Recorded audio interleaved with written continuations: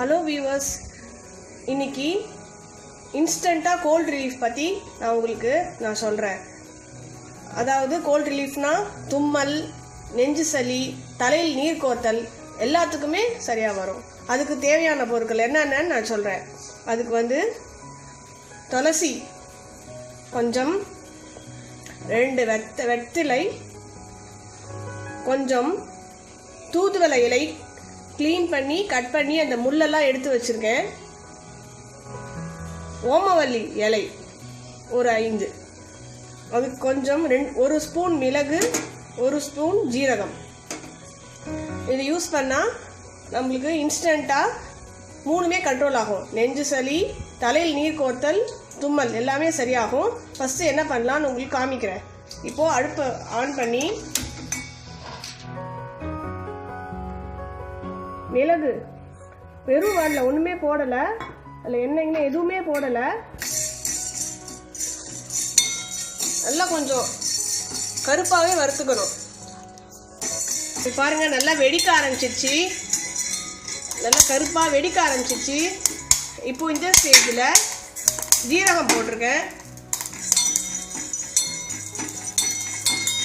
ஜீரகம் சேர்த்து 2 நிமிஷம் நல்லா வறுக்கணும்.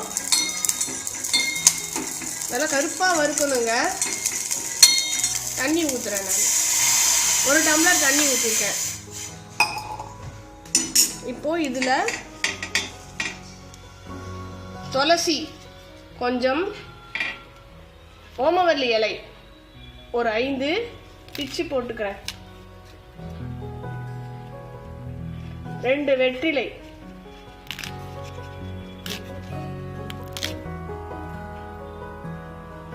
அப்புறம் தூதுவளை இலை. இது 1 டம்ளர் தண்ணி விட்டுருக்கேன். 1 டம்ளர் தண்ணி ஊற்றணும், நல்லா சுண்டிடுச்சு. இப்போ இப்போ பனங்கல்கண்டு 1 ஸ்பூன் போடுறேன்.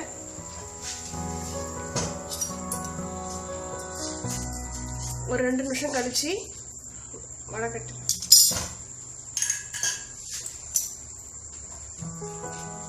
அடுப்பு ஆஃப் பண்ணிட்டேன்.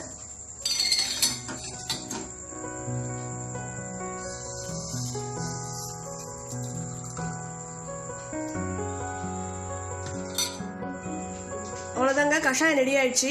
இதில் தூதுவளை, துளசி, கற்பூரவல்லி, வெற்றிலை, மிளகு, ஜீரகம் இருக்குது. 3 நாளைக்கு 1/4 டம்ளர் சாப்பிட்டுட்டு வந்தால் நல்ல ரிலீஃப் தெரியும்.